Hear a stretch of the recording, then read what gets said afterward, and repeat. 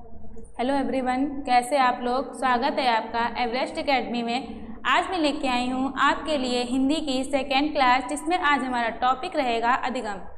तो हमारा पहला टॉपिक है भाषा अधिगम। अधिगम का तात्पर्य होता है सीखना। सीखना क्या होता है? बालक जो होता है जन्म से लेकर मृत्यु तक किसी न किसी प्रकार से सीखता ही रहता है, तो वह कहलाता है अधिगम। किसी प्रकार के अधिगम की प्रक्रिया जीवन भर चलती रहती है। अधिगम जो होता है वह जीवन किसी न किसी प्रकार से चलता ही रहता है। भाषा अधिगम में नियम और व्याकरण का प्रयोग किया जाता है। जो भाषा अधिगम होता है वह नियम और व्याकरण के प्रयोग से सीखा जाता है, तो वह कहलाता है भाषा अधिगम। अगला टॉपिक रहेगा हमारा अधिगम के प्रकार।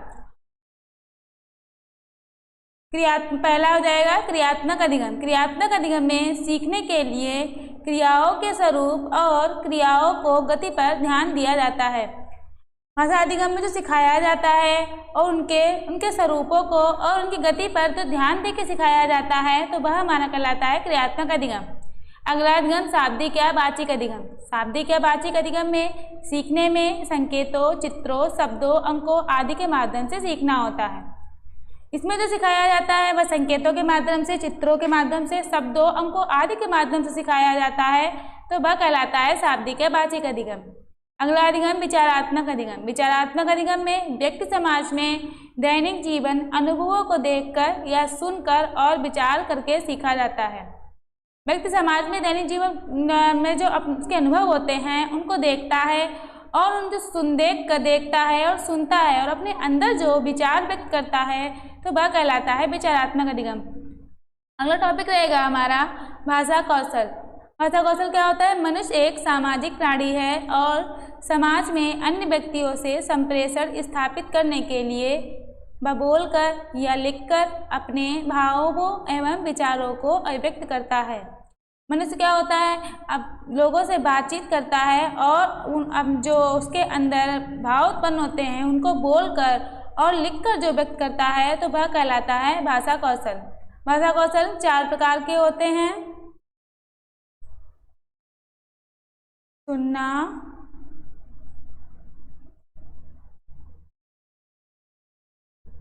बोलना,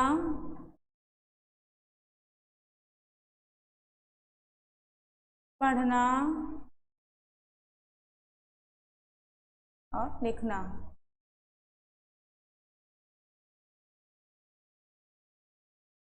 भाषा कौशल को भी 2 भागों में विभाजित किया गया है। 2 होते हैं अभिव्यक्त्यात्मक कौशल और 2 होते हैं ग्रहणात्मक कौशल। अभिव्यक्त्यात्मक कौशल कौन से होते हैं? जिनको हम बोलकर और लिखकर अभिव्यक्त करते हैं।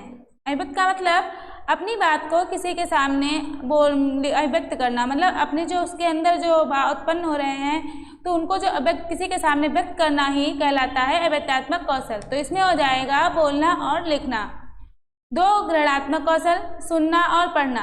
किसी की बात को अपने अंदर ग्रहण करके सुनकर और पढ़कर जो अपने अंदर ग्रहण करते हैं, तो वह कौशल कहलाता है ग्रहणात्मक कौशल। मेरा अगला टॉपिक रहेगा भाषा कौशल को 4 प्रकारों में विभाजित किया गया है। पहला श्रवण कौशल, सुनकर अर्थ ग्रहण करने का कौशल।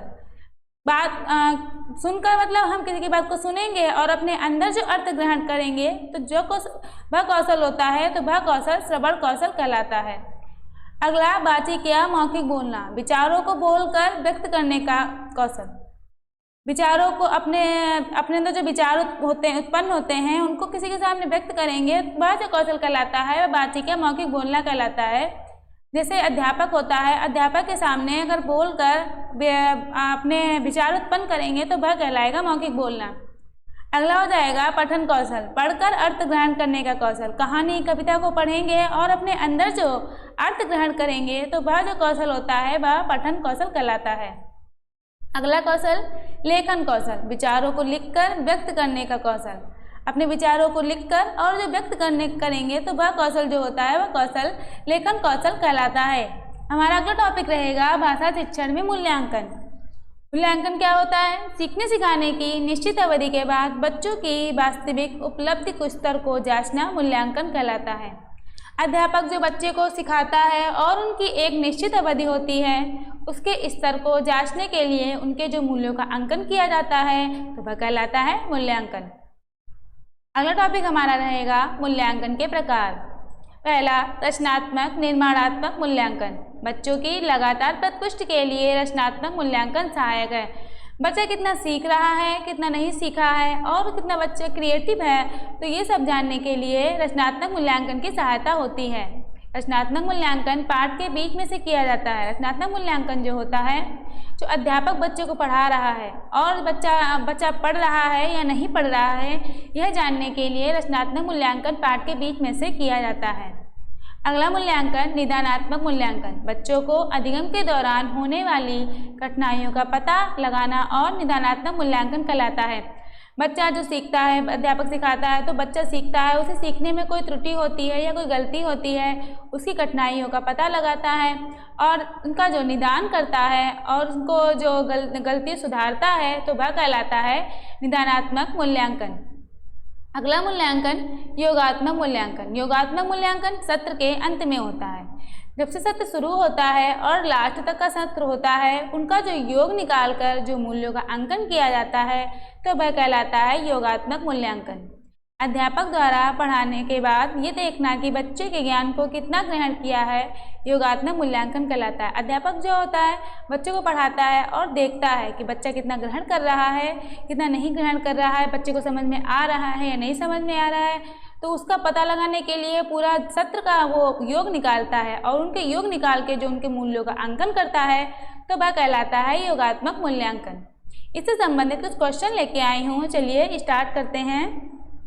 हमारा पहला क्वेश्चन रहेगा, भाषा से क्या अभिप्राय है? ऑप्शन ए भाषा विज्ञान की व्यवस्था है, ऑप्शन बी व्यवस्थाओं की व्यवस्था है, ऑप्शन सी विकासात्मक व्याकरणात्मक व्यवस्था है, ऑप्शन डी अक्षर और ध्वनियाँ है। भाषा हमारी भाष शब्द से बनी हुई है, वह व्यवस्थाओं की व्यवस्था होती है, तो इसका आंसर हो जाएगा ऑप्शन बी। बढ़ते अगले क्वेश्चन पे। भाषा में इन्हें ग्राहक कौशल कहते हैं। ऑप्शन ए श्रवण तथा वाचन कौशल, ऑप्शन बी श्रवण तथा पठन कौशल, ऑप्शन सी वाचन तथा लेखन कौशल, ऑप्शन डी वाचन तथा पठन कौशल। तो ग्राहक कौशल क्या होता है? जो अपने अंदर हम किसी की बात को ग्रहण करते हैं, तो कैसे करते हैं? सुनकर और पढ़कर जो करते हैं, तो वह कहलाता है ग्राहक कौशल। इन्हें ग्रहणात्मक कौशल भी कहते हैं, तो इसका आंसर हो जाएगा ऑप्शन बी। बढ़ते अगले क्वेश्चन पे। भाषा प्रवाह से क्या तात्पर्य है? ऑप्शन ए शुद्ध वर्तनी लिखना, ऑप्शन बी अपने शब्दों में कहानी का सार लिखना, ऑप्शन सी व्याकरण के नियमों को स्पष्ट करना, ऑप्शन डी सहज गति के साथ वाचन पठन तथा लिखना। भाषा प्रवाह से क्या संबंधित होगा? भाषा प्रवाह मतलब हम भाषा से संबंधित है, तो शुद्ध वर्तनी लिखना, ये वर्तनी से संबंधित है। शुभ अपने शब्दों में कहानी का सार लिखना। इसमें जब भाषा सही रूप से नहीं आएगी तो कहानी का सार कैसे लिखेंगे? व्याकरण के नियमों को स्पष्ट करना। जब भाषा हम सही सीख सकेंगे तो हम व्याकरण के नियमों को स्पष्ट कर सकेंगे, वहाँ क्या गलतियाँ हैं वो निकाल सकेंगे। तो इसका आंसर हो जाएगा सहज गति के साथ वाचन पठन तथा लिखना।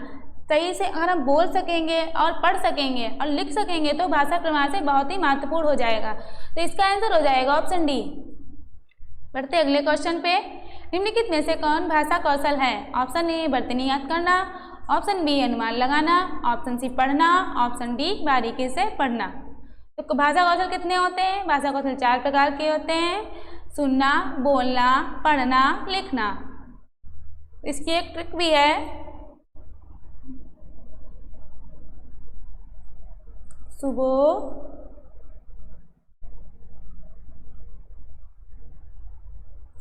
सुबोपली। तो इससे हो जाएगा सुनना, इससे हो जाएगा बोलना, इससे हो जाएगा पढ़ना, इससे हो जाएगा लिखना। तो इसमें कौन सा कौशल हो जाएगा? इसमें हो जाएगा पढ़ना। इसका आंसर हो जाएगा ऑप्शन सी। अगला क्वेश्चन। सुनने की कुशलता में एक महत्वपूर्ण उद्देश्य है। ऑप्शन ए सुनना और दोहराना, ऑप्शन बी कविता सुनना, ऑप्शन सी सुनने में रुचि और धैर्य, ऑप्शन डी कहानी सुनना। तो सुनने की कुशलता में क्या महत्वपूर्ण होगा? सुनना और दोहराना। सुनना और दोहराना यह भी महत्वपूर्ण है, क्योंकि हम किसी की बात को सुनेंगे और दोहराएंगे। कविता सुनना यह भी महत्वपूर्ण हो सकता है। सुनने में रुचि और धैर्य, तो यह ज़्यादा महत्वपूर्ण है, क्योंकि अगर हम किसी की बात को सुनेंगे तो रुचि के साथ सुनेंगे और धैर्य के साथ सुनेंगे, तो ये सुनने की कुशलता में बहुत ही महत्वपूर्ण हो जाएगा। तो इसका आंसर हो जाएगा ऑप्शन सी।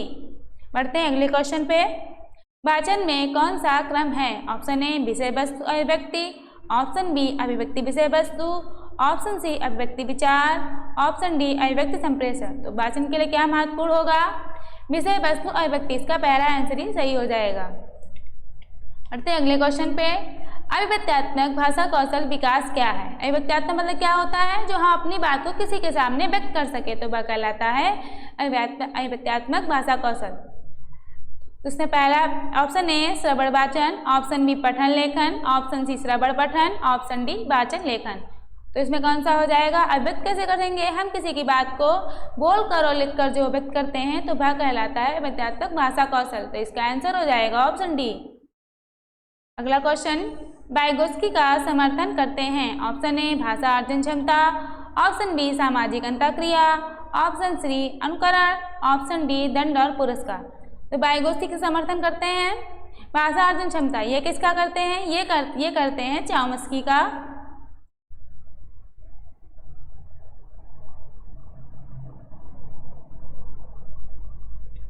अनुकरण ये किससे संबंधित है? ये संबंधित है स्किनर से।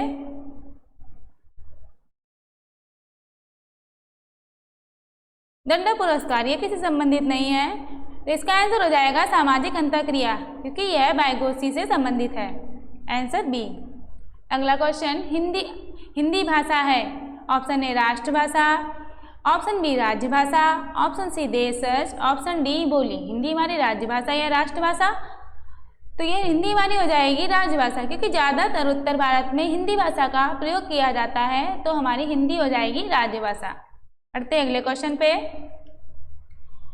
बच्चों के भाषा सीखने में सर्वाधिक महत्वपूर्ण है। ऑप्शन ए सुंदर लिखना, ऑप्शन बी मानक वर्तनी, ऑप्शन सी शुद्ध उच्चारण, ऑप्शन डी बातचीत करना। तो बच्चा जो भाषा सीखेगा उसके लिए क्या महत्वपूर्ण होगा? ऑप्शन ए सुंदर लिखना, क्योंकि ये लिखने संबंधित है। मानक वर्तनी ये भी नहीं हो सकता, क्योंकि ये वर्तनी ये भी वर्तनी संबंधित है लिखने से ही। शुद्ध उच्चारण यह महत्वपूर्ण है। बातचीत करना, जब बातचीत करेगा बच्चे ढंग से, तो भाषा सीखने में वह बहुत ही महत्वपूर्ण हो जाएगा और वह उससे शुद्ध उच्चारण भी कर सकेगा। तो इसका आंसर हो जाएगा ऑप्शन डी। मिलते हैं अपनी अगली क्लास में। Take care, bye bye.